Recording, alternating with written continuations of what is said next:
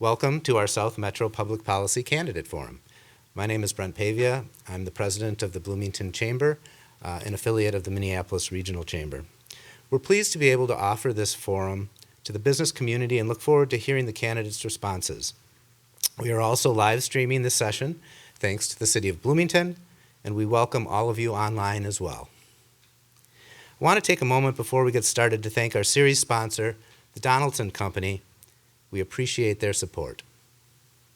Our rules for the forum this morning. Each district will be addressed separately and be allotted 30 minutes. We will take a 10-minute break between each district to clean and reset the dais for the next set of candidates. Each candidate will have a chance to make a 1-minute opening statement and a 1-minute closing statement. Candidates will have 1 minute to answer each of the questions. I will serve as timekeeper and hold up signs showing when the candidates have 30 seconds left, 15 seconds left, and stop. If you're in the middle of a statement, you can finish your thought, but let's try to stick to the 1 minute. We'll also be recording this session, and a link will be made available post-session. A reminder, the Chamber is a nonpartisan, non-endorsing organization, and the views expressed at this forum are those of the candidates and not those of the Chamber. All candidates who filed to run were invited to participate. The questions were created by our Bloomington Chamber Public Affairs Committee. I'll now turn over to our moderator, Robert Freeman, Government Relations Manager at Health Partners and Chair of the Bloomington Chamber Government Affairs Committee.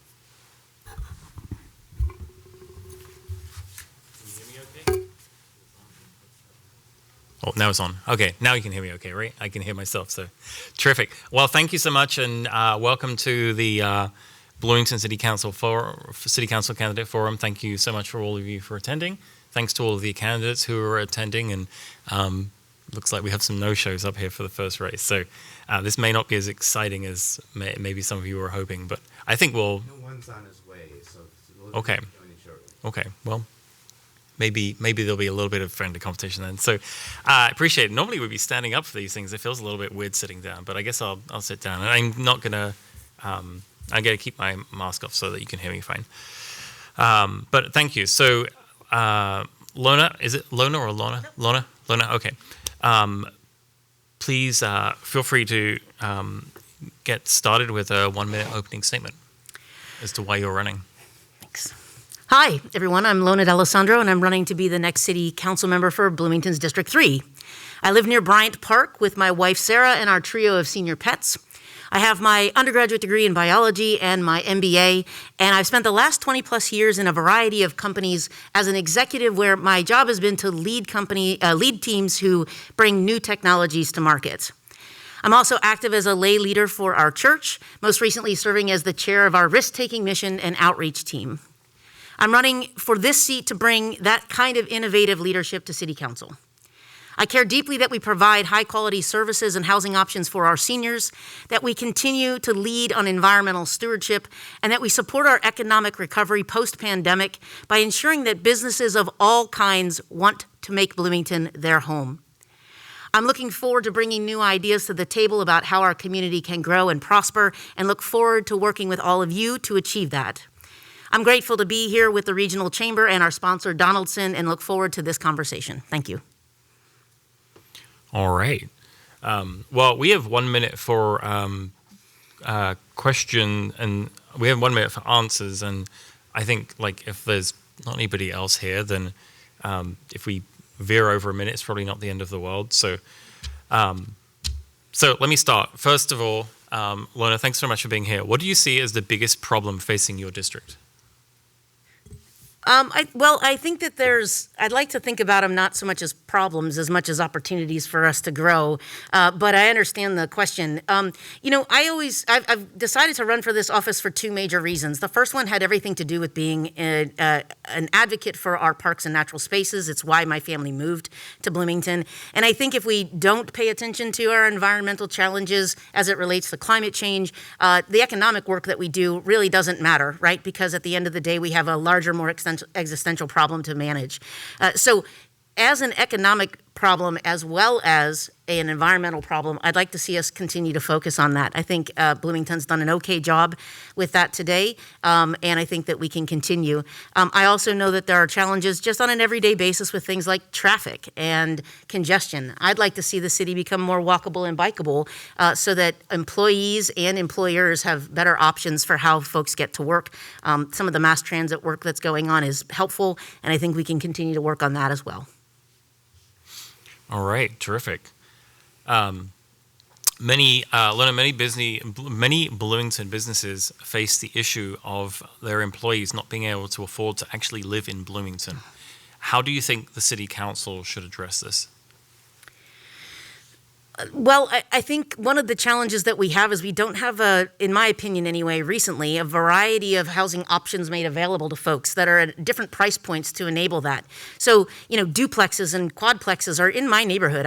If you go down Aldrich between 90th and 86, you can see condos and quadplexes and duplexes, but they've not been built in the last 20 or 30 years here in Bloomington. Those are introductory pricing units, right? And they also solve one of the other major problems we have to consider here, which is maybe less important to the employee base, but more important to us as a city. And that is that we have seniors who are going to be looking to downsize and don't have affordable options in those price points either. And so we have to solve that by creating opportunities for a variety of housing plans. We do lots of big apartment complexes and we do a lot of single family and then that's about it. And I think we can be better at coming up with diverse options there. You are doing a very good job of sticking to our minute limit. I don't think Brett's had to hold up a sign yet.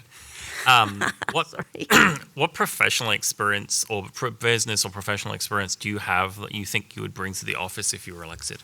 Yeah, so I don't know if any of you are in the world of technology delivery or product management, but the way that we go about making products is something I've learned and honed over the last 5 years, 10 years or so, based on the idea of experimentation, which was great because I was grounded in my undergraduate in biology and so therefore already understood the kind of logical and orderly method of experimentation.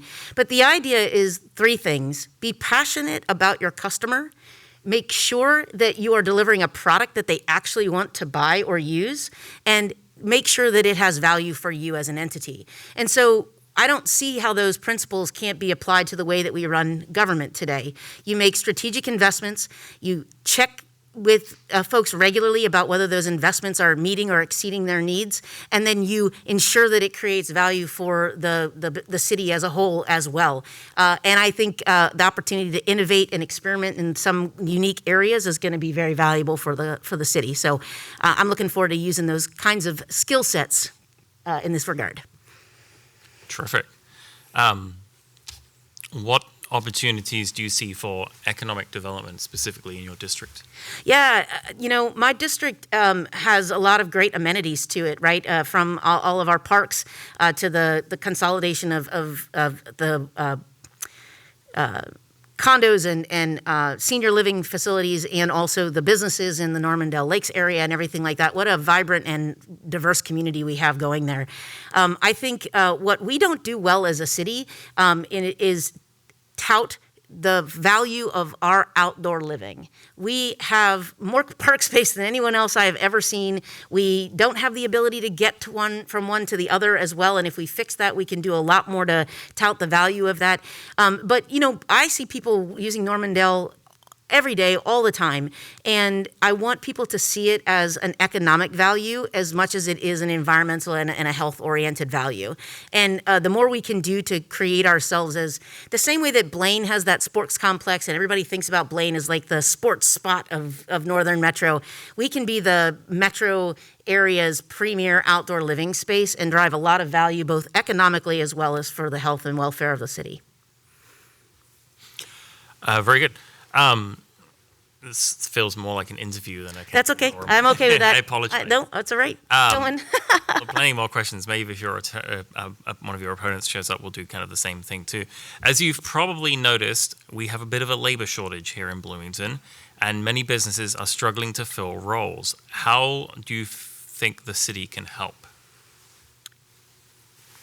Yeah, that's a great question. So And I don't know that I have the best answer because, interestingly enough, in the world that I'm in, we don't have that problem, right? In the technology services space, we have plenty of folks. I mean, we may have to pay them a lot more than we used to and things like that, and that's okay. That's good for us as from an economic perspective.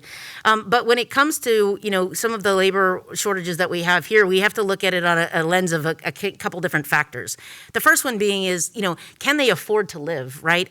I don't want to talk about living wage in the sense of like mandates from government, but living wages are valuable, right? They're kind of essential. If you do the math, $15 an hour times 40 hours a week times 50 weeks a year is $30,000.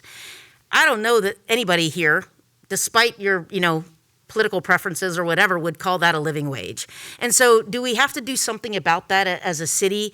I'm not sure, but we do have to do something about that as an economy. And secondarily, we have to make sure that people can get to work, right? If they want to work, they have to be able to get to work, and that means transportation. That's Dave. All right. Yeah. Looks like we have another candidate that will make this a little bit more exciting. Give you a chance to drink some water.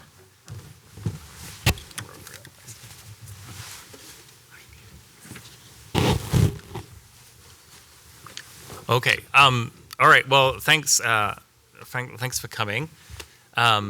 We have gotten going without you. So, just to kind of orient you, we let Lona give her opening statement, and then we asked her some of the questions. So I think what I'll do is I'll let her be quiet for a little bit, and I'll kind of do the same thing with you. Ask the same questions, let you give the opening statement, and then we'll kind of get into more of a back and forth, hopefully. So. Please go ahead and introduce yourself and give us a 1-minute opening statement on why you're running for office. Thank you. Thank you, everybody. My name is David Clarke. I've been a Bloomington resident for 18 years now. Small business owner, also commercial pilot. Raised my family here, moved here from Minneapolis to get away from all the problems of a big city. But as those problems have been following us here, I decided it's time to run, especially with the incumbent councilman not running. So, my concerns in the city are things that concern a lot of people. It's the public safety, it's the fiscal responsibility, it's also the governing for the residents. These are things that, people have been talking about with me for a while, and I've noticed them myself, and it's the reasons that I'm decided to run. So, hope to bring my background and experience to Bloomington and help take it from good to great. I think we have a lot of potential, but we're not living up to our potential. So I think that I can definitely help with that.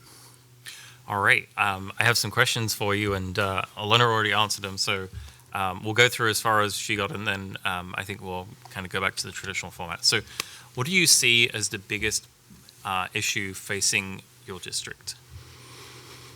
Well, I think the biggest issue facing the district, specifically inside of Bloomington, I think is the long-term financial health of the city. I think that now times are relatively good. We got rising property values. We've got some federal money. Interest rates are low. But what if that starts changing? Inflation is at our door. Property values are not always going to go up. In fact, property values, homeowners are taking more and more of the burden of property taxes because the commercial real estate is down. So I think that stability, the ability to protect our residential zoning, that's being threatened as well. People want to maintain their lifestyle. They came to Bloomington for a reason, and they see it changing around them, and that's not good. We need to maintain the high quality of life and the livability in our city, and that's why I'm running. What experience, business experience or professional experience do you have that you would bring to the office if you were elected? Well, I've run numerous companies in my lifetime. I've had my own company now for 12 years. I know that money doesn't grow on trees. I have to fight for every dollar. I have to pay taxes. If I can't pay taxes, I have to set up a payment plan and pay interest. There's no free lunch, and yet we see, a city council and a mayor that feels like there's free lunch, and there is no free lunch. We need to get our house in order before things turn down, because this rosy picture we're in right now, It's not going to last forever. If you see what's on the news, if you see interest rates licking at our front doorsteps, like waves starting to crash up on the doorstep, that is next. If anything happens to our dollar on the international scene, the stability of our dollar, that's going to affect interest rates. There's a number of things that that I bring experience to in terms of being able to run a small business and that acumen. I should note that outside there is a free breakfast provided by the chamber. But somebody paid for it. Yes, member dues. So thank you. We appreciate our members. Many Bloomington businesses face the issue of their employees not being able to afford to actually live in the city. How do you think the city can help address this? Well, I mean, I'm really big on single-family ownership and, programs to get people into single-family homes. I think that is what we need to do. We don't need to be building dozens of apartment complexes, dozens of high-rises with high-density housing. That is not the way to get people established in their community, to be stakeholders in the community. We need stakeholders. There's nothing like somebody being a homeowner. Because they got to care for that property. They got to care for that. They got to pay they see the property taxes that they pay. Whereas if they are simply renting, that's all buried in the cost. They're not as aware of that. So we need to get stakeholders. We have a lot of seniors who are transitioning out of their single-family homes. We need to come up with programs to help rehabilitate those homes and make those homes livable for the next generation. Young families, immigrants, people that are moving into the area. Single-family home ownership is where it's at, and I think the city can do a good job in sponsoring programs to help people get into those. What opportunities do you see for economic development specifically in your district, District 3? I see a lot of opportunities, and I see a lot of opportunities that aren't being taken. I see a commercial district that needs to be refurbished and brought new companies brought in. We need to be recruiting companies to come into our city. City leadership needs to be on the phone 5 to 10 hours a week talking to companies from out of the city, out of state. I remember about 20, 25 years ago, there was a big campaign to get companies to move to South Dakota.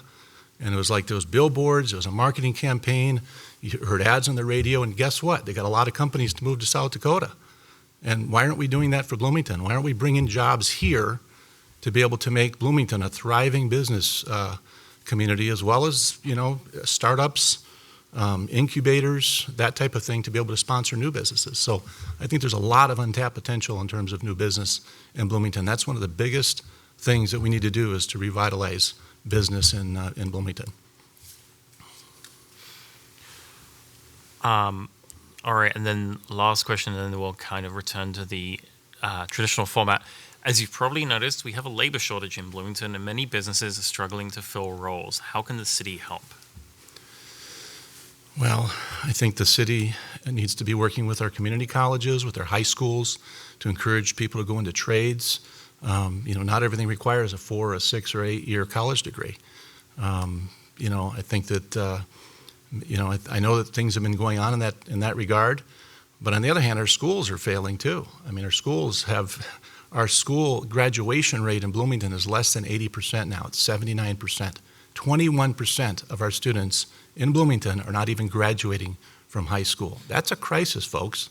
And those people are going to end up in the workforce, but on the lower end, making $10 to $12 an hour for a very long time.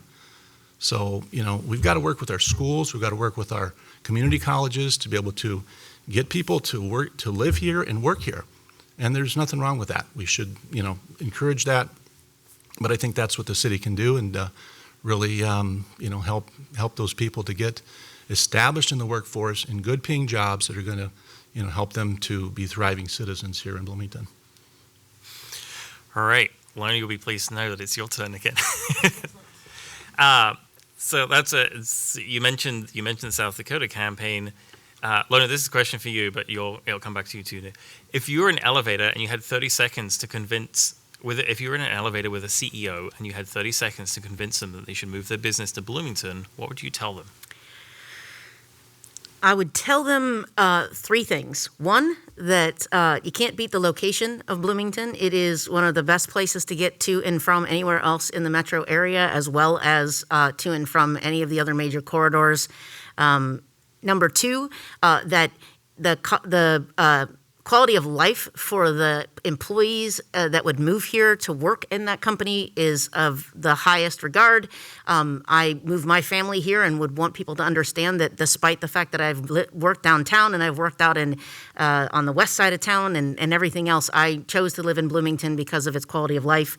And thirdly, I would say that the opportunities here are really incredible when it comes to growth.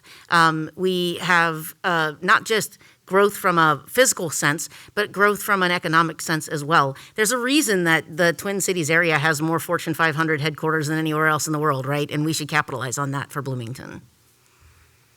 I don't know if that was exactly 30 seconds, but I guess I'm not really that. Let's. Sorry, that's true. That's fine. My bad. It was a long elevator ride. And same question. You want people calling executives. So what would you tell them to say? Well, I don't know if I'm supposed to agree with Lana or not, but I do agree with her. I think it's allowed.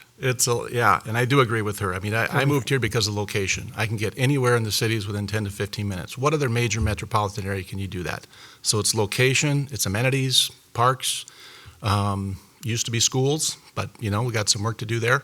I've got a great community college here. It's just a city that's very well laid out, and I think there's a ton of potential. People are friendly, people are kind. It's a good place to live. And so I would tell a CEO, listen, move here for the location, proximity to the airport, Mall of America, business district, and access basically to the entire metro area in a place that's really good to live and work. All right. Have some questions from the audience as well. So let's kind of move into some of those. I'll let you go first. What do you feel are the responsibilities of city government? Well, city government, like any government, it's limited. It should be limited. It should be limited to water, sewer, safety, parks, and other services like that. But we see a city that one of our main services was the DMV right across the street. And of all the things that they could cut, they decided to cut the DMV. That was a vital service for seniors, for single moms, for working families, as a time saver. I myself came down here many times where I could come in and come out. They had a fast track lane. If you already had the bill from the state, you could just walk in and pay. Now God knows what you have to do. So that's just one example of an amenity that it is the city's responsibility, and yet that very amenity got cut. So our city is going in the wrong direction in terms of what its priorities are. The amenities or the services should be revolved around public safety, the parks, the infrastructure, and then stay away from this other, non-essential stuff. Let nonprofits or churches or other entities do that, if at all. All right, terrific. Same question for Lona. So 80% of our budget dollars already goes to those things, right? Public safety, public works, parks and recreation, community development. We don't actually have a whole lot left in there to mess around with when we talk about superfluous services. But even if we did, we're doing a good job, in my opinion, of making sure that the basic services that we have to offer as a city are being met. And it is proven out by both our community and our business polling. Having said that, though, we have to recognize that infrastructure, as a quote-unquote word, is changing, right? As we've moved from a largely manufacturing-oriented economy to a largely service-oriented economy, there are different services and infrastructure elements that need to be considered. And I think that the city has an opportunity to work there. Ultimately, though, what it comes down to is if you leave it up to nonprofits or churches or mosques or anyone else, you end up not serving everyone. And at the end of the day, there are people in this city who need to be served, and that sometimes that's government's job to make that happen. All right. Lona, do you trust and respect the election process in Bloomington? I do, yeah. I wouldn't be running if I didn't, I don't think. I actually think that, first off, Bloomington has one of the highest rates of return on at least in even year elections. Plug for please vote in the off-year elections. But the truth is, we do a good job here of maintaining integrity. I am happy that my wife is an election judge. Lots of you in the audience, I know your spouses are election judges or you do that yourself. Those services are nonpartisan, they're important, and they're held with the highest regard in this city. And I've been impressed ever since I started voting here back in 2008 with the process, its efficiency, and its integrity. No issues. Same question for you, David. I guess, I'm cautious. I mean, after the last election, we saw a lot of concerns over that election. And, did Bloomington have any part of that? I don't know. But I would say that, for the most part, I trust the process here. I do know that I've seen some very qualified people be turned down to be election judges, and that's a concern for me. In fact, one was sent a letter and said, even though you've lived here 50 years and you're highly qualified, we don't need you, but you can come in as a substitute at the last minute with no training and be an election judge if we need you. That's not right. So that, to me, puts a question mark. Are we really training the people that are going to be coming in at the last minute? So like anything, like Ronald Reagan said, trust but verify. I'd say the same thing about the election process here in Bloomington. All right. This is a more specialized question, how do we plan on making our carbon neutral goals by 2060, and what are we doing to make renewable energy available to low-income communities? And let's give that to Lona first. Okay. Yay, one of my favorite topics. So at the end of the day, this is where I think the city, to the last question, has an opportunity to be very useful, right? Our carbon targets, we are behind on our carbon targets right now as a city. There are easy things that we can do, in my opinion. Yes, they take investment, but this is investment that is, I can't imagine why we would say it isn't a good one. Eden Prairie has its first electric police car. We can have a police force that's got electric vehicles. We have opportunities for solar arrays that support small city areas. We have opportunities to incentivize housing to have solar, including using the work that we're doing on the Opportunity Housing Ordinance to add different incentives in that. So maybe the goal is not an indoor garage anymore, but it's solar panels on the roof, right? We can make some of those changes as a city to incentivize the right behavior here as it relates to renewable energies, and I'm looking forward to working on that. I think there's obviously room for improvement with where we are. We're not where we need to be. There's new technologies coming out all the time. Electric sounds appealing for homes. For vehicles, it's a little complicated. It takes a lot of juice to charge up those vehicles. If people started buying electric vehicles en masse, I don't think our city grid could handle it. I've seen estimates that it takes a lot of electricity to charge a vehicle. However, I think the city could start with the city vehicles. I don't know how many vehicles the city has between police, public works, other services, but let's say it's 50 to 100 vehicles. Start there. Start with the public transportation. Start with those things, and start with these other incentives, like Lana said, for solar, both in commercial and residential housing. That's low-hanging fruit. And we could be busy with that for the next 5 or 10 years and do a lot towards reducing our carbon footprint here. And then, similar vein, what more do you think the city of Bloomington should do to encourage the use of transit? And let's give that to David first. Well, I think, transit is something that obviously has to be coordinated with other parts of the city. It's part of a larger system, so a lot of planning has to go into that. I think there can be some marketing or some other types of incentives that go into that. It needs to be able to go to places where people are going, and we need to constantly be looking at that. I think the light rail system continues to develop in the Twin Cities. I saw out in Eden Prairie, they're putting in the line out there. So, I think that there's definitely things that we can do to improve upon that. I think there's also some ride sharing capabilities as well. I mean, I was overseas recently, and there's electric cars for rent where you rent them by the hour, and you get around, you do your chores, whatever, you go do your shopping, you come back, you kind of use the car on demand. Maybe something like that would be interesting. So, mass transit, yeah, I mean, it's a good idea, but it's got to work. It's also got to pay for itself. The taxpayer shouldn't be stuck with the bill. It should be something that would be,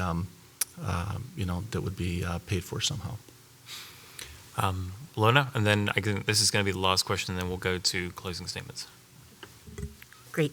Yeah, I mean, Dave's come up with some great ideas, right? This is a not one size fits all kind of approach, right? I live near 86th and Lyndale, and I can't get a bus to the Mall of America, and I can't get a bus to Highland. Like either way, no matter which direction I go in the city, and that's a problem, right? And I think we can do something easy about that. I'm not talking about big old buses and everything like that. Commuter type buses and things like that allow for it. Even in my campus, right, when I went to college, there was a bus that took you around. It was called the Loop, and it took you around the campus, right? So there are ways that we can address this, I think, in meaningful and valuable ways. I would lean on Hennepin County. I would lean on the Metropolitan Council to start serving this city. We spend a lot more, we give them a lot more money than we get back, right? And what I'd like to see us getting for that is some focus on ways to help us improve our mass transit. All right, terrific. Well, since we have a couple of minutes of extra time, if you want to take a couple of minutes for your closing statements, that would be great. We'll start with David and go to Lena. Perfect.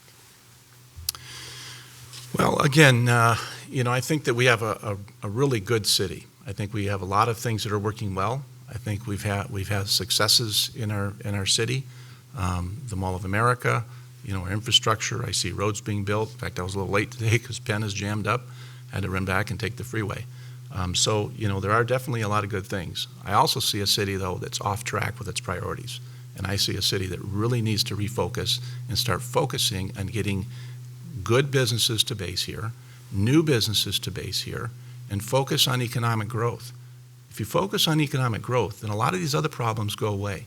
You don't have to worry so much about the budget. You don't have to worry so much about the spending. But in the situation we're at now, where commercial real estate is down, more of the burden is going on to homeowners, when's the last Fortune 500 company to move to Bloomington? When's the last Fortune 1000 or Fortune 2000 company to move to Bloomington? We've had a few here and there, but I think there's a lot more that we could be doing there. I think there's more that we can be doing with public safety, for our police department to work with our schools to reinstill respect for the law. That took a big hit last year, and thank God we weren't hit like Minneapolis was, literally, but we're still feeling the effects of that. And we're not immune. In fact, public safety is a big concern here to a lot of people, especially on the east side. And then this whole business of governance for the residents. There's a lot of residents here that feel disenfranchised because this city council and this mayor and this city manager govern for small groups of people and small special interest groups and not for the city as a whole. And that's a big problem. When you lose the trust of the people, you lose your ability to govern. And I think that the city council and the mayor and the city manager need to reinstill that trust, start governing more towards from the center, and really governing for all the residents, and stop working with these issues that end up polarizing the community. I want to be a unifier and be able to bring people together, and that's what I'm going to do. All right, thank you. Well, Lona, you got to open, and now it gets to close. Thanks. Thank you for moderating today, Robert. Appreciate it. Thanks again to the Regional Chamber and to Donaldson for having us at this forum this morning. I do believe that I am uniquely qualified to address the opportunities that are facing our community today, and I am excited to partner with all of you and the Chamber's members as the next City Council member for District 3. I want to serve our city by working to diversify and grow our economy through innovation. I think we can think creatively about incentives, credits, permits, and other adjustments to remove barriers that might prevent revitalization post-pandemic. And I think we should take a long-term lens on that and make sure we are attracting the kinds of businesses we want to attract here, both large and small. When we think about projects like the Lyndale Avenue retrofit or 90th and Penn, right? And we talk about how we can make those places better, both as hubs for innovation and economic activity, as well as quality of living. I also want to make sure that we continue to focus on our environmental sustainability, not only as a health imperative, but as an economic one. Once again, I'd love to see the city become known as the premier destination for outdoor living in the South Metro. And I think we have the tools and we have the natural spaces, and we just need to put our heads together and come up with a way to make that work. And lastly, I do want to make sure we continue to create these housing opportunities for everyone, regardless of their life stage, right? And make sure that we're attracting a vibrant and talented workforce. For years, I've worked as a business executive to make communities in the Twin Cities more prosperous, and have fought on behalf of our residents as a civic leader, a church organizer, and a volunteer. As your city council member, I am ready to help grow and nourish Bloomington, putting my experience and relationships in the area to work for all of you. If you live in District 3, I'm asking to be your first choice vote, and I invite you all to visit www.voteforlona.com for more information about me. Thank you.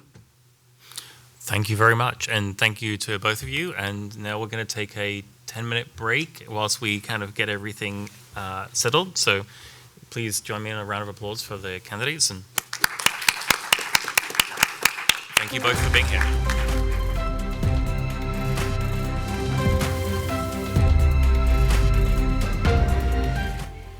Let's try with the mic on. I have 8:45 by my watch, so if our fourth candidate shows up, we'll just send her up here, and I guess we'll do what we did last time in some respect. Thank you so much for being here, candidates, for District 4. Sorry, I'm just kind of a little bit trouble keeping track. So we're going to start this morning by having each of you give a 1-minute opening statement to just describe why you're running for office. And then we'll get into some questions and answers, some of which were submitted by the Public Affairs Committee at the Chamber and some of which are submitted by the audience. We'll try and keep answers to a minute long as well if we can, and we have an excellent timekeeper here who will wave his 30-second and his 15-second and a stop sign at you when it's time. So please pay attention to Brent. And then we'll do closing statements at the end. And then we'll switch out and we'll do the last forum for the at-large seat. So with that, let's start. Ladies first. Angela, do you want to go ahead and just give us a quick minute on why you're running for office? And that would be great. I am running for city council. I've never been interested in politics. However, since I've moved to Bloomington in the last year and a half, I've been following the city council, and I feel like a lot of things need to change. The city council is going in a direction that does not represent all residents of the city, to include small businesses and large businesses. So I want to be the voice for the small person in Bloomington. I want to be the voice for the resident that has some serious concerns and speak and fight for the residents of Bloomington. I have no desire to further my political career, just want to represent the city of Bloomington. I want to fight to keep our taxes low. I want to fight to keep everything equal for the residents in Bloomington and represent you. Thank you. All right, let's go next to Patrick. Excellent. Hi there, Councilmember Patrick Martin. I'm running for my second term on the Bloomington City Council. And I'm doing so because I've seen, like so many of you, firsthand the tremendous possibilities before our city. I first got involved in local government after having spent a career, and I still am working in the field, working with churches and nonprofits throughout the region, helping equip families with the tools that they need to be successful.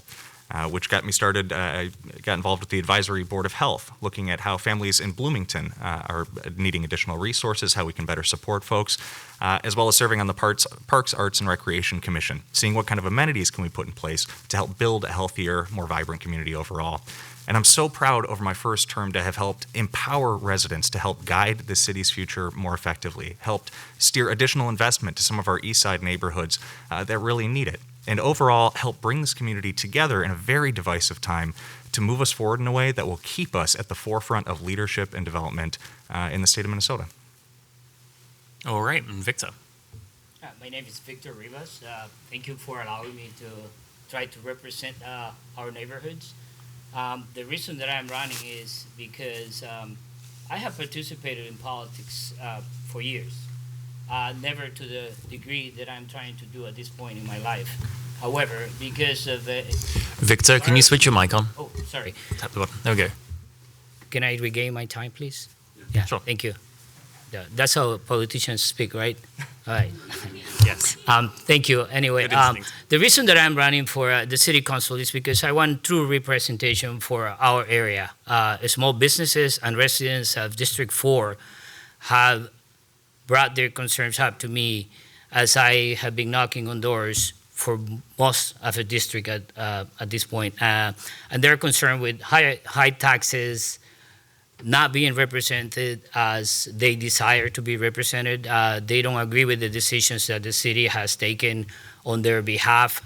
And after paying attention to what the district meetings were about for a couple of years, I finally decided to run because of the statements that I heard from some members of the city council, literally saying that they didn't care what the outcome was in the fall, which meaning the election day, that they were going to vote against the will of the residents in District 4. And that was the turning point for me. Thank you. All right. It's 3, right? Let's start with Patrick. What professional or business experience do you have that you would bring to the office if you were elected? Yeah, thank you.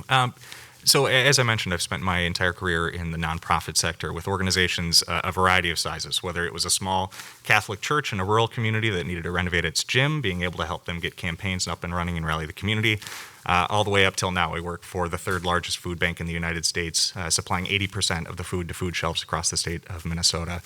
And throughout that time working in development, I've developed a strong skill set of identifying community need and being able to rally partners with the right skill set in order to address it. For example, when I was working over at Salvation Army, over at the West 7th Street Food Bank, where I first really got a feel for the need in communities like Bloomington. We were getting folks all that way up to St. Paul to get a bag of groceries. We needed substantial additions to our youth center. It was the biggest need in the community. And being able to have built relationships with folks across the Twin Cities was able to rally donors, both small and large, to come together, renovate that facility, and provide the youth in that neighborhood with new recreation facilities for decades to come. All right. Same question for Angela. Can you repeat it, please? Oh, I'm sorry. What professional experience do you have that you would bring to the office if you were elected? Professional experience. I've been in multiple management positions, so I have been responsible for budgetary duties as well as large go-lives or conversions with medical record conversions. I also work with a medical device company, so I'm responsible for multiple sites, maintaining their product budgets, bringing in money, campaigning to get donations, getting buy-in, consumer buy-ins, executive buy-ins. So budgeting is easy for me. Getting consumers to support ideas is easy for me, and being fiscally responsible is easy for me. So you have to be fiscally responsible in the medical field for a hospital to make money. There's a lot of areas that they lose money in, and that is my expertise. So I want to bring it to Bloomington. Thank you. And same question for Victor. What I would bring to Bloomington is the experience I have managing large and multiple accounts at the same time. I have the opportunity to manage up to $16 million budgets for food production and hotels and all over the country. I had the privilege to travel all over the country for the last 11 years for a large British company. And the adherence to budgets in every one of the accounts that I managed was of the utmost importance. And that's the experience that I would bring to Bloomington, since most of the constituents that I have spoken to have major concerns about taxing and worried about the high taxes that the city has been implementing, or the plan to implement even higher taxes at this point. I will bring my experience to make sure that we control how we spend the money the city brings into their coffers. All right, thank you. This is a question from the audience. With the new Parks Master Plan completed, what do you see as your vision for Valley View Park? And let's start with Victor. That's one of the subjects that I got involved with last year to a high degree. And the reality is that I might have my own ideas in regards to that. I do like the city to move to a more modern version of it. However, at the same time, I think we get elected to not represent our own ideas, but the ideas of the residents of the areas that we get elected to represent. So in regards to that park, is that most people want the park to remain as is. It is true that it needs some remodeling, and that's what we should concentrate on, remodeling the park and not trying to build a community center that nobody wants. That said, there are other opportunities, perhaps other locations that could be possible if the need for modernization exists. Other than that, the park should remain as is. All right, same question for Patrick. Yeah, and I appreciate this opportunity to clarify a little bit because I've seen some confusion on social media. And I think it's a good example of my leadership style. Throughout 2019, there was a lot of discussion about a large community center at Valley View Park. And honestly, I just didn't think we did the proper community outreach to the neighborhood to explain the recreational needs that facility would meet, how the cost structure was going to be put together to lower the burden to residents. So in December of 2019, when it came to signing a contract with a consultant to move forward with that project, I put it on the line with my colleagues as a brand new council member, first time elected official, and said, I didn't think this is right. And thankfully, my colleagues said, yeah, that doesn't seem right. This isn't the right project for us, and we moved on. And a small group of very, very loud folks on social media demanded, nope, we need an official vote on that. I said, I don't think that makes sense. I get your passion, but we don't vote on things not to do. I abstained on that vote because I didn't think it made sense. And in the years since, there continues to be a drumbeat that we're going to knock down Valley View Park and put up a community center. It's simply not true. Because we listen to you, we're going to make the improvements folks want to see in their neighborhoods. All right, same question for Angela. So I have actually spoken to quite a few residents that live over in that area. I live over in that area. Everybody that I've spoken to likes Valley View the way it is, and every time I walk by there, almost every area of the park is being utilized.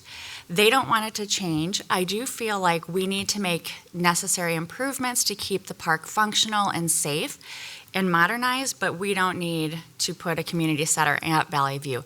There's plenty of other green spaces that we could utilize that are open green spaces that don't need remodeling that would accommodate a community center. But Valley View is great the way it is. And we don't need to spend $85 million to improve Valley View. The residents don't want it. That's a huge tax burden on the residents. It's a huge tax burden on the small businesses, the people that would be responsible for paying that renovation. And the residents don't want it. And there's a lot of residents that didn't realize that it was back on the docket, which is terrible. So. All right. Let's start with Angela for this next question. As you probably noticed, we have a labor shortage in Bloomington and many businesses are struggling to fill the roles. What can the city do to help?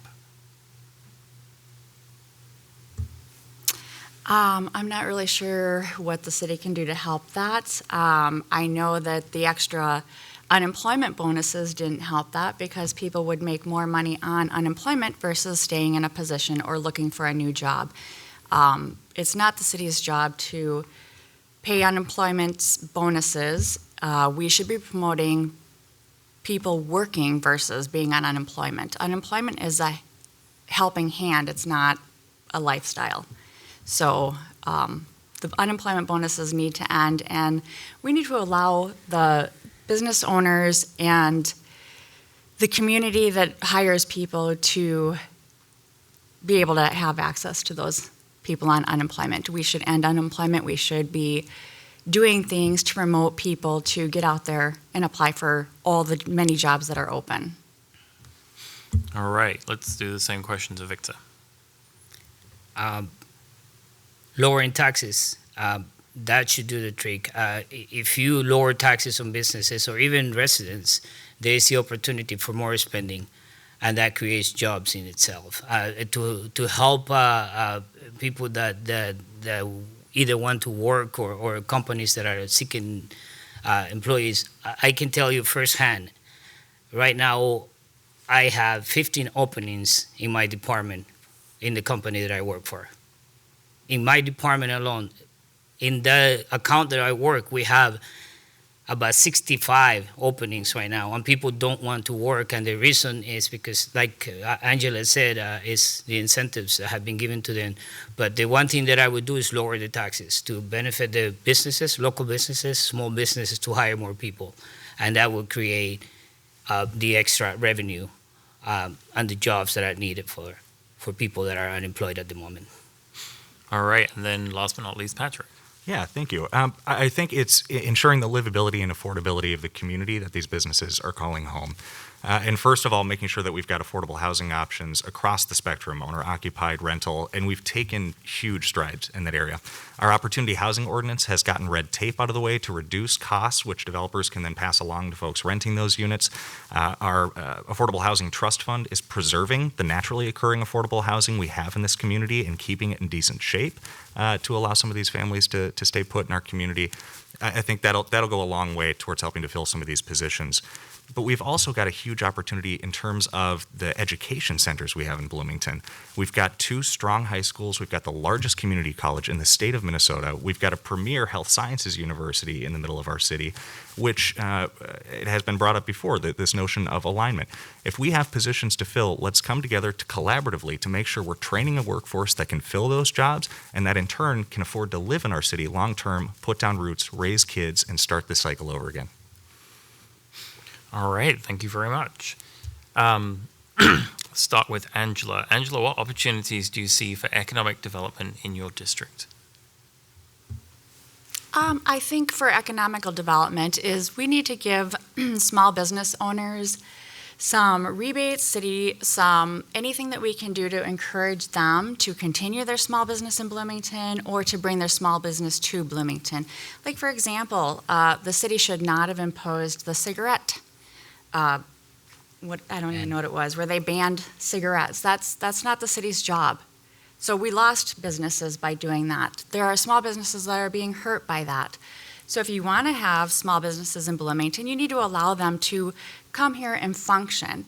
As long as it's a legal product that they're selling, it's not the city's job to impose regulations on that. So make them feel like Bloomington's welcoming. Give them something to move here for. Incentivize them, lower their taxes, give them rebates. Small business owners are Bloomington individuals. So just trying to make a living. Let's figure that out and make them feel welcome in Bloomington. Same question for Patrick.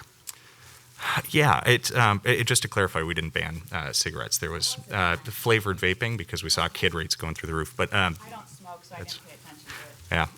Anyway, I'm very proud. Coming out of the pandemic, we've got a huge opportunity to help businesses get on their feet and in turn help revitalize some of our older commercial areas. We've all seen the intersections across town, Old Cedar, Old Shock, Portland American, empty spots in these older strip malls. One innovative thing that we moved forward with was called the Neighborhood Development Center. We invested hundreds of thousands of dollars into microloans for small businesses, additional capacity to collaborate with county programs in order to provide advice to businesses trying to get up off their feet. Essentially, while it isn't an incubator program in one building in one place, it's a citywide incubator inviting anybody with a good idea that they want to try out, that they want to help revitalize this community with. We want to equip them with the tools that they need to be successful, just like we want to equip our families across the city as well. In partnership with larger efforts like the Lyndale Avenue retrofit to create lovely, walkable areas where folks would want to visit some of these smaller businesses, pocket parks to spend time in, it'll go a long way. All right, same question for Victor. What opportunities do you see for economic development in the district? Yeah, our district actually has great opportunities, areas that could be developed and modernized. I do see that. I don't necessarily agree 100% with what you have to say. However, I do see opportunity in some of the areas in District 4. The one thing that I need to, and I don't like to rehash it, but the fact that is that we pass ordinances against the vaping. It has hurt a lot of the businesses. And I have spoken to these business owners, and they feel that it's not the loss of revenue due to the vapor that they resent, it's the fact that everybody that went in and bought on a small amount of the vaping spent 60 to 75% on other items that they saw at their stores, and that created, they're losing money, so they're planning on moving out of the city.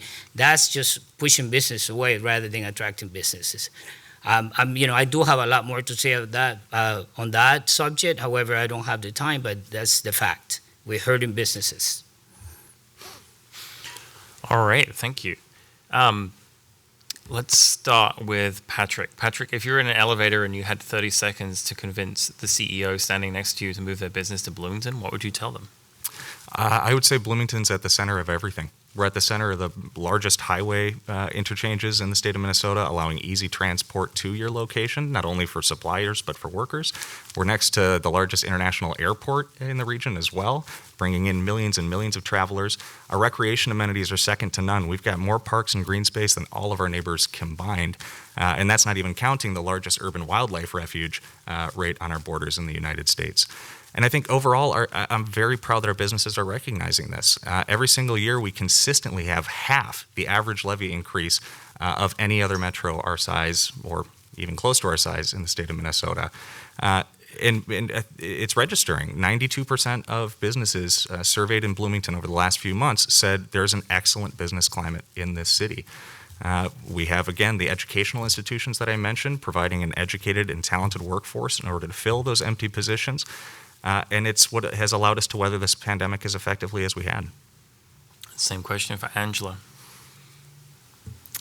I think Bloomington is actually an excellent city. That's why I moved here 4 years ago. And for a CEO to want to move into Bloomington, I think that's great. We also need to, as a city council, and I don't know if they do that currently, I apologize, I've only been following for a year and a half. We need to collaborate with the business owners in Bloomington. What can we do to help them? How can we help them be successful? How can we promote them? What can we do as a city to drive businesses, to help them grow, to make them feel welcome in Bloomington? And yes, Bloomington is a great area. There's lots of resources. That is the one thing I like about this. I can get to Fairview Ridges in 10 minutes. I can get to Southdale in 10 minutes. I can get downtown in 20 minutes. So the location is perfect, but I do feel that we need to focus more on individuals and not what can Bloomington soak out of them. So that's my take on that. And Victor, what do you tell your CEO in your elevator? Location, absolutely. There is no doubt. I moved to Bloomington from Eden Prairie because the airport was closed, and I used to travel quite often. Location, and the opportunities are there. Again, tax incentives, not just to businesses, but also to the residents. I think from my experience in the last 13 years, taxes have kind of gone up tremendously. I don't understand exactly to what extent that's being used to benefit the city as a whole rather than special interest groups. I have some knowledge in regards to that, but I don't quite get why the taxes and the expenses that we really don't need to focus on. Maintenance or infrastructure, safety, that's all the city has to take care of, nothing else. The rest is for the state or the county to take care of. All right, thank you. There's a question here from the audience. What can we do to make renewable energy available to low-income communities? And let's start with Victor. I spent 15 years in the sustainability section of my company. And I can tell you with certainty that every effort that we did and large investments, traveled all over the country to see innovation and stuff, it's almost impossible to make it work. Incentives to people to have solar energy or any other energy available out there will not create what we all dream about. The reality is that in order to get electric cars and all that, we need oil to produce electricity. So I can dig into it. It's been something that I dedicated a lot of time to work with, and regardless of what we did, it didn't create the outcome that we were looking for. Okay, so like the previous candidates mentioned, there is opportunity, but I can't tell you with certainty what we can do to help people with a lower income to improve their energy efficiency. All right, same question for Patrick. Yeah, I appreciate that we got this question because obviously we can't do nothing and we need to move pretty swiftly here. I mean, we at council meetings are looking at new investments in something as straightforward as stormwater infrastructure, but it's hard to predict because the 500-year storm is now the 100-year storm, and the 100-year storm is now the 5-year storm, and that increases costs dramatically. We need to be tearing out and replacing pipes because it's raining more and more and more due to climate change. I think a quick place to start is helping to increase efficiency. So expanding our sustainability commission programs, like doing home energy audits to help reduce overall energy usage before we're looking at spending on infrastructure. Beyond that, looking at evolving city code. So at what point does it become cost feasible to start mandating electric vehicle wiring in a home to be able to facilitate EV chargers when those homes go up? And longer term, in our larger commercial and multifamily units, how are we increasing things like insulation efficiency so we're not just passing those costs on to folks renting those spaces, but actually improving the buildings overall? Then we can look at broader infrastructure for the supply. All right. If I may answer to that, I mean, that it's coming close to mandating people what to do in their own homes and in their own personal lives, and that's what we're not about. This nation is not meant to be that way. It's supposed to be a voluntary thing. I mean, we all want to better our environment. I do want However, to it give shouldn't be Angela a forced chance on to us. answer the question too, and we're kind of running short of time here. So can I? My apologies. That's okay. I didn't want to take time away from the other candidate. So go ahead, Angela. And this will be the last question, then we'll get into. So I actually do agree. It's not the city's job to mandate. If somebody wants an electric car, great. I mean, there's a lot of responsibility and cost that comes with an electric car, like putting in the charging station. The Bloomington actually does do a nice job with having charging stations publicly. Kohl's and other stores have instilled those charging stations, but I don't feel that it should be mandated for new housing going up because not everybody's going to have an electric car. I'm not sure a lot of people have actually done the research into the cost and the effect on the environment for electric vehicles, solar, lithium batteries. I mean, that's a whole nother road we could go down, and it's not what people think. But could you repeat like I went off on a tangent. What are we doing to make renewable energy available to low-income communities? Okay, so if a low-income family is interested in installing solar or some renewable energy source, I think that we could offer them rebates. That would be a viable use of our taxes versus some frivolous spending that we're currently doing. Offering them a rebate or a reduced cost for home improvements to keep the energy, in the winter, insulation, reduced cost, window replacements, whatever they need to do to keep it a functioning home and reduce the cost of energy. All right, Sorry. Thank you. That's okay. Excuse me. All right, so that's the end of our questions, and we are now on our closing statements. So, Angela, since I made you go first last time, I'll let you go last this time. So let's start with Victor. Please give us your closing statement and remind us why we should vote for you. The only thing I would bring, the experience I would bring to the council is the fact that I have managed anywhere from 50 to a couple of hundred people, employees, successfully manage up to $60 million and stay under budget consistently for as long as I manage those businesses. And also the fact that I do want to represent the constituents that elect me.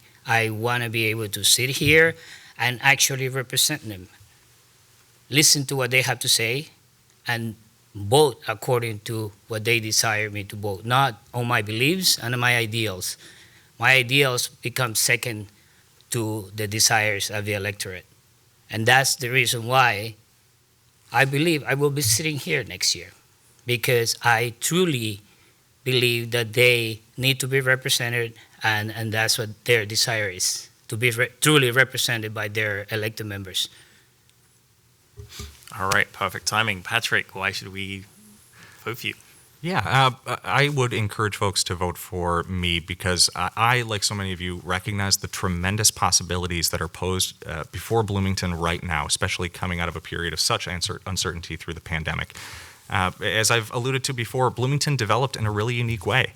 After World War II, the East Side pops up, and you see it in the physical pattern of the city. Grid pattern streets, little pocket parks.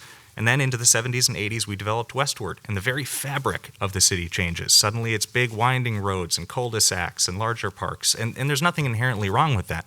But in the 50 years since then, it's put us in a position where we need to make some pretty substantial investments, not only in infrastructure, but in recreation in the east side of town.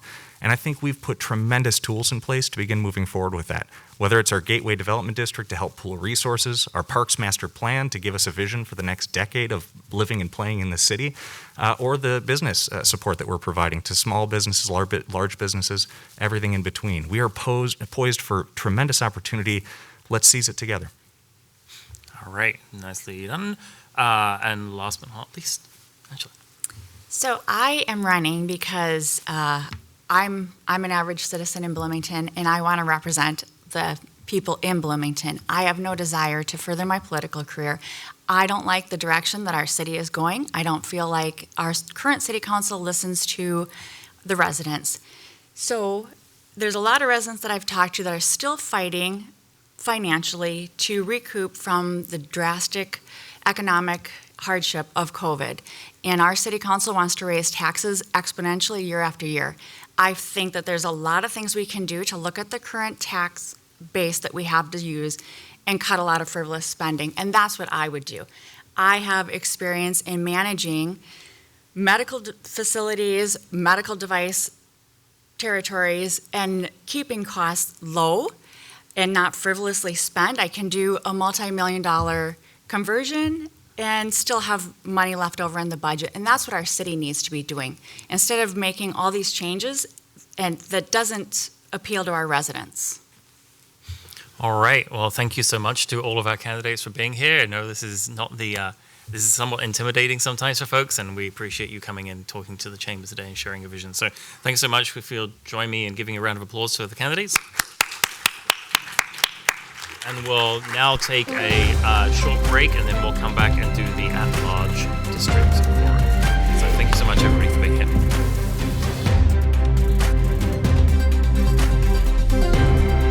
Good morning, everyone, again. Welcome back to the third and final part of our forum here.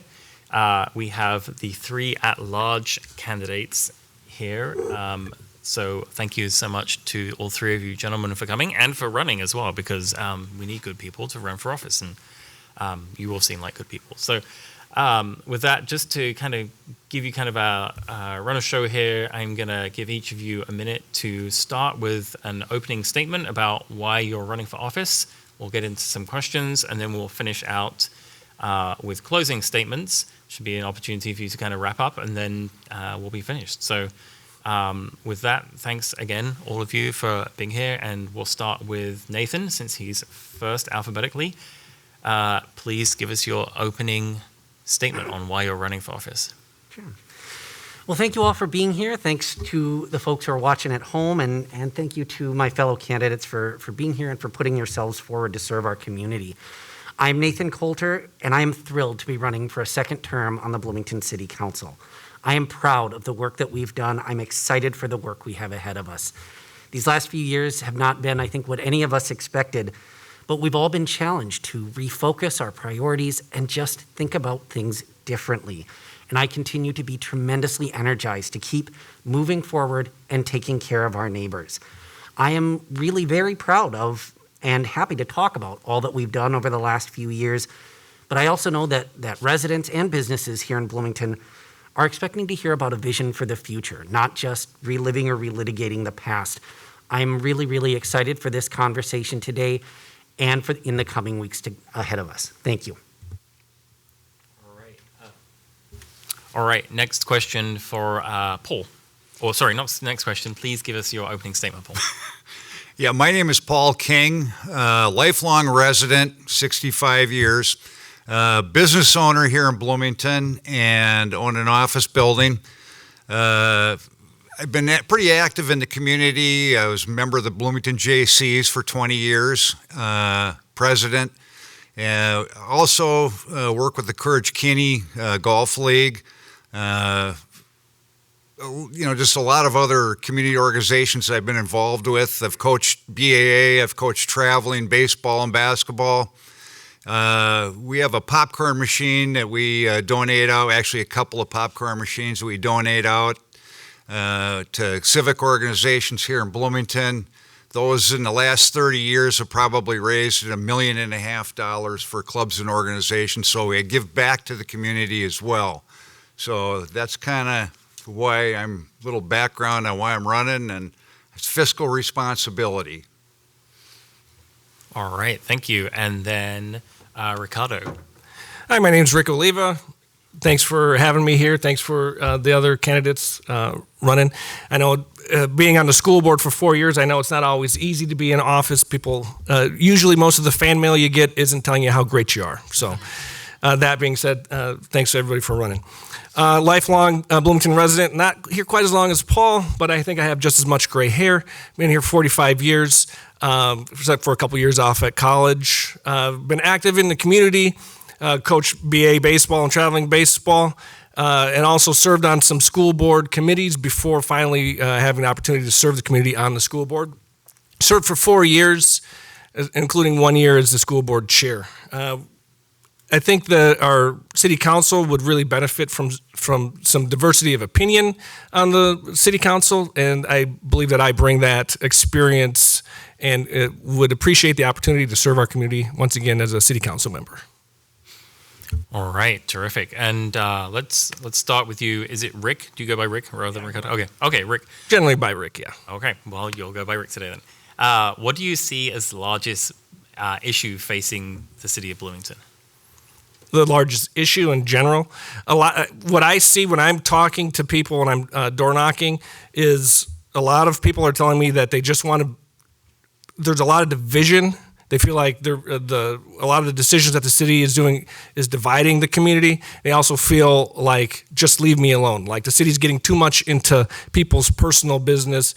Too many regulations if they own a business. Too many things that are holding them back. Too many regulations. Like I talked to one guy, he said, well, I have 4 cars and I have 2 boats. And now the city, they have regulations about what you can hold in your driveway or if you can be in front of your house and things like that. And I know that we as a community, we need to have rules and standards that we live by, but a lot of people feel that there's too much government overreach and the city's doing too much and getting their hands too deep into people's personal business. We should all strive to have 4 cars and 2 boats. Well, the thing is, if you have 3 kids and 2 adults in the house, how about you, Paul? What do you see as the biggest issue for the city of The Bloomington? biggest issue I see facing the city of Bloomington is the budget. I was talking to Jack Beloga, retiring council member, and he told me that the budget went from $38 million to $55 million over about a 10-year period. Well, that's a 41% increase. Inflation in that same time frame went up about 19%. And then you start looking at the community that I've lived in my entire life, and we don't have any more roads, we don't have any more parks, and we don't really have any more people than we did 10 years ago. And so fiscal responsibility primarily is my focus. I want to bring down taxes, which makes it more affordable to live here. All right, Nathan. Well, I think that's an excellent question. I would say kind of overall the biggest issue that we face as a community is that it is a time of just tremendous change. We are changing at a rate and in ways that we have not seen in Bloomington. And I actually have also lived here my entire life, not quite as long as my fellow candidates here. But we are changing in terms of our demographics, in terms of our economy. Our infrastructure is aging, our streets, our water pipes, our parks. We are just changing in a lot of different ways. And I think that presents a lot of opportunities, but it does present a lot of challenges. And we need leadership that is excited to embrace these opportunities and these challenges and work hard to make things better, because we all value the community. That's why we live here. And there is so much potential, so much opportunity if we have the right leadership. All right. What professional experience do you bring to, would you bring to this office if you were elected? And let's start with Nathan. Sure. Well, I guess I would say primarily I bring the experience of governing. For the last 9 years, I've worked for and with our Bloomington legislators up at the state capitol, working directly on issues that affect our community, from the 494-35W interchange to bonding requests for the Center for the Arts for the over by Bush Lake, and just the experience of seeing what happens, what the effects of the decisions that elected officials make, what those effects are on real people's lives. And I will tell you this, I'm the one answering the phones when someone calls their state senator. There is not a lack of accountability there. You cannot hide when folks have you on the phone and ask you the tough questions. And you have to be able to talk about what these decisions mean for folks. That's the experience that I bring. That's how I think what folks expect from their government is to be able to understand all sides of the equation, not just what happens within this square footage, but what happens out there too. All right. Same question for Rick. What professional experience do you bring if you're elected? 4 years on the school board, including 1 year as a chair, so governing experience. I've worked in Bloomington, and so I know what some of these decisions affecting businesses from the employee side. Like, for instance, I know that there's earned sick and safe leave that they're discussing right now. I know how that would affect me as an employee, but also as a business owner in the community. I have had my own business as a sole proprietor, teaching music lessons. I also have a music school. And so I have independent contractors that work for me. So I know from a business perspective how these types of regulations and how zoning, where you can set up your music school, where you can do your lessons, how things like that happen. So I have a lot of experience in terms of working, having a business, and also governing. All right. And same question for Paul.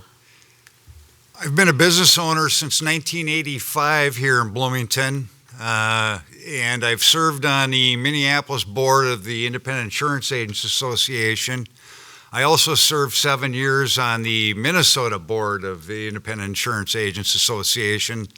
So I kind of bring a lot of practical knowledge with regard to running a business and or a bigger organization. With that. All right. Thank you. As you've probably noticed, we have a labor shortage in Bloomington, and many businesses are struggling to fill roles. What do you think the city can do to help with that? And we'll start with Rick. Could you repeat that? You said a labor shortage? Yes.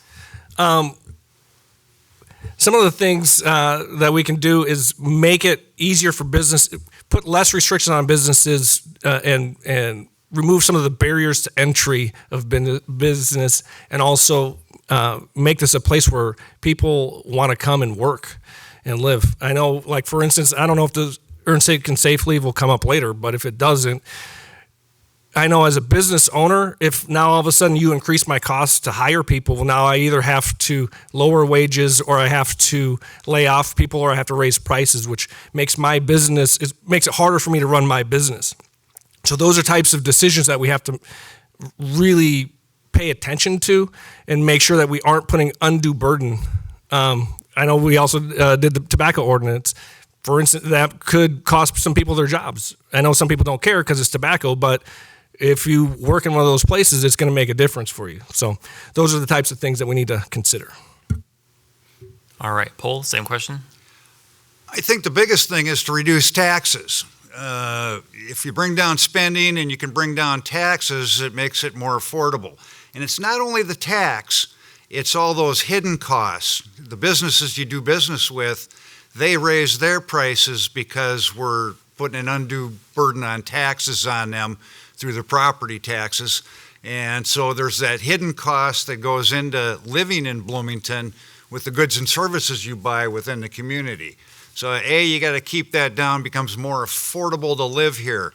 The other thing is the city council doesn't need to be sticking their nose into private businesses, safe and sick time, the flavored tobacco ban. And so things like that, I think, just create an undue atmosphere with regard to businesses. And I think that's all I'd have to say on that. All right, Nathan.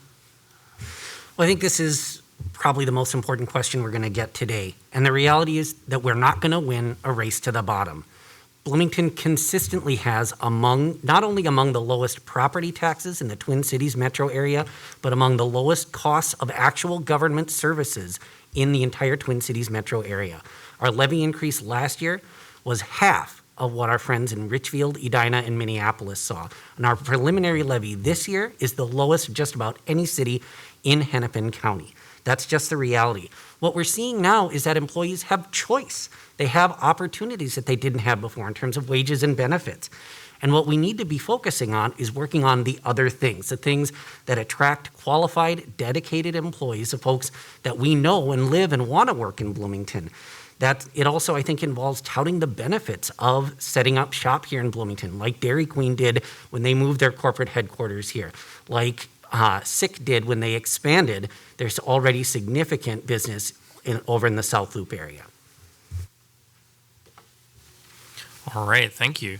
A question, this is another audience question, and let's start with Nathan. Do you trust and respect the election process in Bloomington?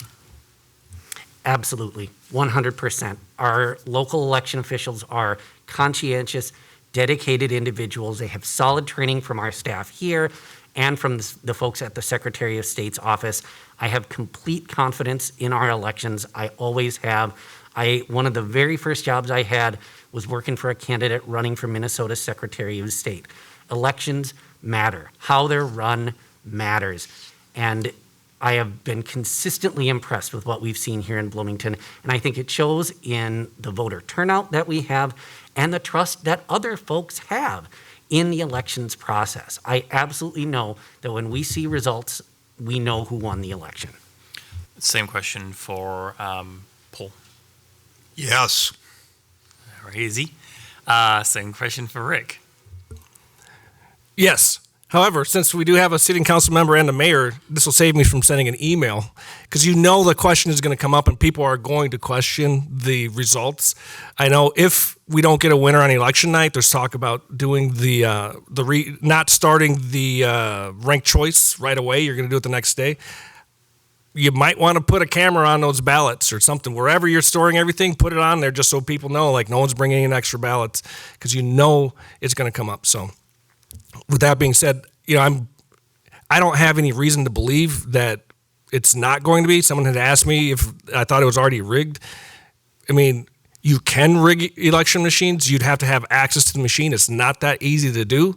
So I'm pretty sure, I'm confident that it's going to be fine, but it's going to come up. So you might want to take mitigation steps ahead of time. All right. Let's do another question. If you were in an elevator with a CEO and you had 30 seconds to convince them to move their business to Bloomington, what would you tell them? Let's start with Paul. Location, location, location. You got an airport, you got good highways, transportation. It's huge. Transportation is always huge. And getting in and out of here is easy. We have the hotels along the strip that for conventions and all those kinds of things that a lot of big companies need to put on. And we have a lot of amenities to offer. Back in the day, my dad was mayor in the late 60s, early 70s. He was a big stickler on parks. Every development that went in, they had to offer some parcel of land for a park, and that's why we have so many parks here now. So I think it's the amenities we offer and the location. Same question for Nathan. Well, I would also start out by talking about location. Of course, we have access to 35W, 494, Highway 77, 169. We're close to the airport. It is convenient to get around Bloomington, and I've always believed that's one of our less appreciated assets. I think the amenities that we offer here in terms of our parks, 30% of the city of Bloomington is parkland. That's a number that few other communities even get close to. We also have the Minnesota Valley National Wildlife Refuge in town, which if you've never been, it is extraordinary. We have incredible partners to work with, like our local Chamber of Commerce, Normandale Community College, where my mom taught for 39 years, Northwestern Health Sciences University, an incredibly thriving nonprofit scene. The last thing I would say is that listen to what other businesses in Bloomington say. 92% of businesses surveyed said we have a good or excellent business climate. 90% are optimistic about the future, and 87% believe Bloomington's heading in a positive direction. All right, and then same question for Rick. Pretty much what all they said. I know as an employee working, having to pay monthly parking in Minneapolis and St. Paul at different jobs, the fact that you don't have to pay $200 a month to park here, it also is a great benefit. So yeah, everything they said. Let's start with Nathan this time. Many businesses face the issue of their employees, not being able to afford to live in Bloomington. How do you think the city can help address this? Well, there is nothing more central to people's lives than having a safe, stable, affordable place to call home. And, we need to be clear that Bloomington and the entire Twin Cities Metro and the entire state faced an affordable housing crisis even before the pandemic, and it's gotten that much worse since. Just a few years ago, we adopted our Opportunity Housing Ordinance, and it has revolutionized how not only Bloomington, but other cities think about addressing the affordable housing crisis. And it's not by cutting checks to developers or mindless or unsafe deregulation, but by focusing on the real issues, the real needs that drive up costs. Moving forward, we need to refine and refocus on needs that are still unmet, and we need to ensure a life cycle of housing so that when folks graduate from high school or come out of this service or graduate from college, they have a place to start out, and then they move into a starter home. Maybe they upgrade. Kids move out of the house, they need to downsize. That we have this life cycle and a variety of options and supply. Same question for Rick. Some of the things that we have to do is make the houses that are already here, not make them unaffordable. For instance, we talked about, the levy that we're talking about, property tax increase is the lowest in the region, but could we have made it zero? Regardless of if it's lower than what other people are doing, it doesn't matter. It just matters did it have to happen? If it didn't, if there's other things that we could do, other spending that we could cut to keep it at zero, now the houses, all of a sudden, the cost of living here wouldn't be as high. Same thing with, for instance, we have, organics recycling. It's only $6 a month or $7 a month. So yeah, it's $70, $80 a year per house, but you do that 10 times and now it's $1,000 a year per house. If we keep doing these things, if we keep increasing the cost of actually just having a house unnecessarily, then you're going to force housing to be unaffordable instead of just having it be affordable by virtue of not increasing the cost of living. Okay, and then Paul, if you want to close that one out. I kind of agree with Rick on most of what he said here. We need to bring down taxes, and by doing that, you make it a lot more affordable because it's not only the property tax that the individual's paying or family's paying, it's also the goods and services they're purchasing within the community that also come down. Because now those businesses don't have to pass those tax increases on to their consumers. And I don't care if it's the grocery store, the gas station, the nail salon, the barber, whoever it might be. They all have to pass these costs on to the individual people that live here in our community. All right, one of our audience questions, and let's start with Rick. What do you think the responsibilities of city government really are? I have my notes here. The main role of city government is to do those things that we couldn't easily do ourselves. For instance, I don't want to have to hire my own fire truck in case my house starts on fire, so we have fire departments. I don't want to have to hire my own security team in case I get robbed, right? So we have police. I don't want to have to pave my own sidewalks or fill my own potholes that are outside of the house.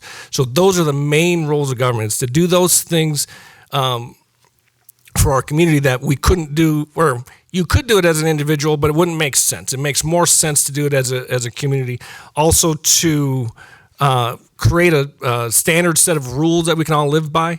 If we can all agree that you shouldn't drive 90 miles an hour down Old Shakopee Road, okay, well, let's come up with what should it be. Should it be 30? Should it be 40? Should it be 35? Whatever.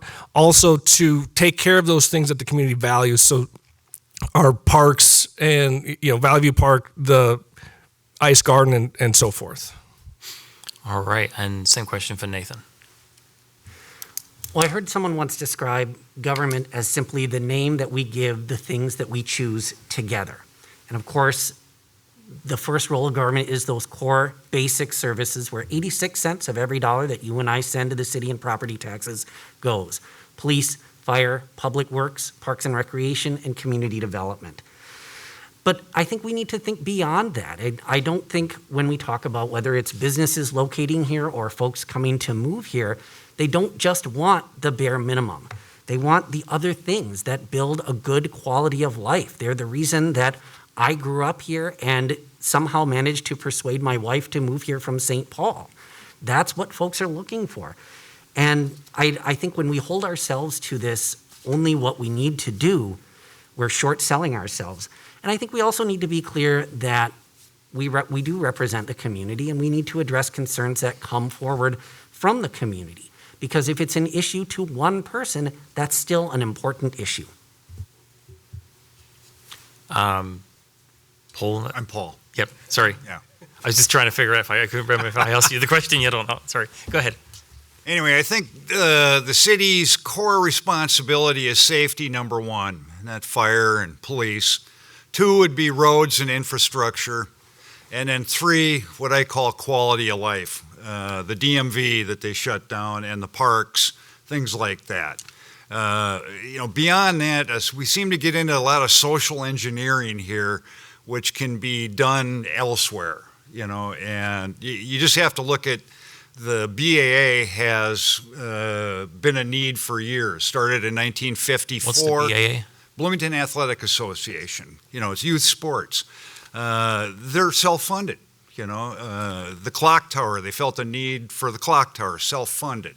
A lot of those issues can be done through private and grants and things like that. It doesn't need to be necessarily a city issue. All right, and then let's make this last question. What opportunities do you see for economic development in Bloomington? And let's start with Rick. Opportunities for economic development. Well, as I mentioned before, one of the things we need to do is make sure that we aren't over-regulating. Now, yeah, sure, you need regulation. You don't want to throw poison into the water system, things like that.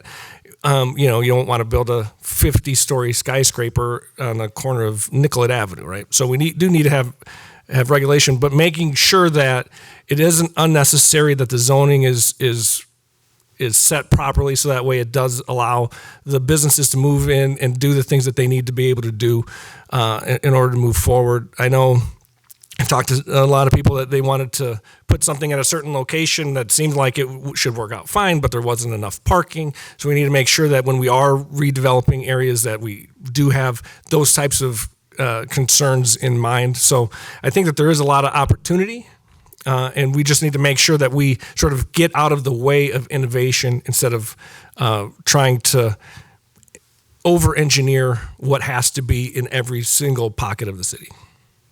All right, and same question for Paul. This community has unlimited potential. Unlimited. It's a great location. It's been a great place to grow up and raise my own family, and now I have grandchildren being raised in this community as well.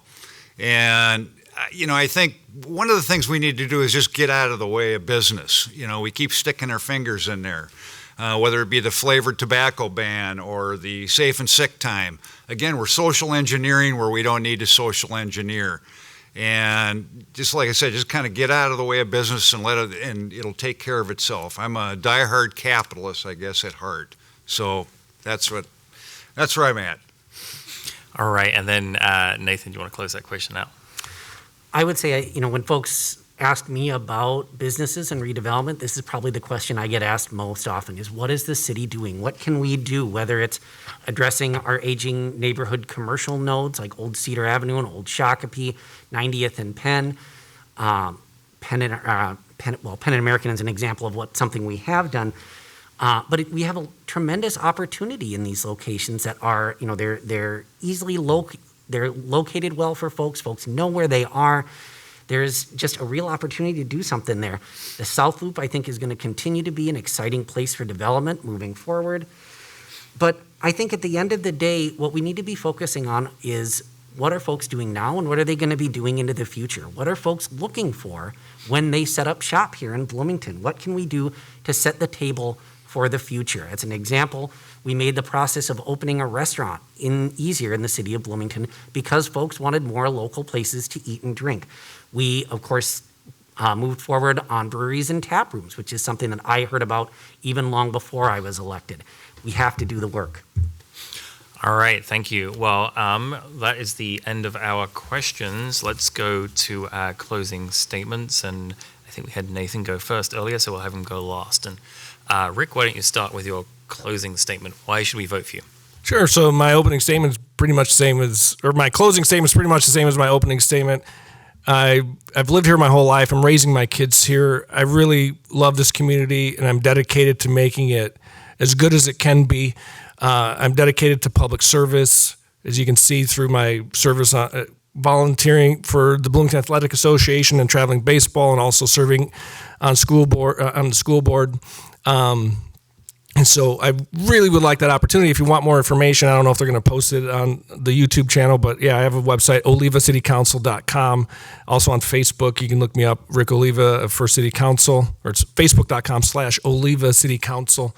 And so, yeah, my priorities are making sure that everybody has a voice in Bloomington. I know growing up on the east side, now living on west, there's still sort of that back and forth. I want to make sure as an at-large candidate that everyone knows that I can be a voice for everybody. And thank you very much for considering. Thank you. And Paul? Primarily, my closing statement's about the same as my opening. Lifelong resident. I love this community. Been involved in a lot of civic activities over the years, and small business owner. I just want to make it as great as possible.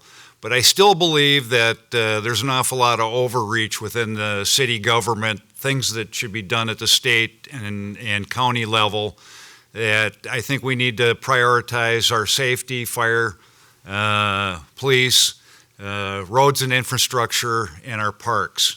And I think that's key to the entire reason I'm running. I don't need all this extra stuff going on. All right, and then Nathan, please close us out. Well, thank you again to the Chamber for hosting this, and Rick and Paul for being here. I think we've highlighted over the course of the morning some really important differences, and I think some things that we agree on as well.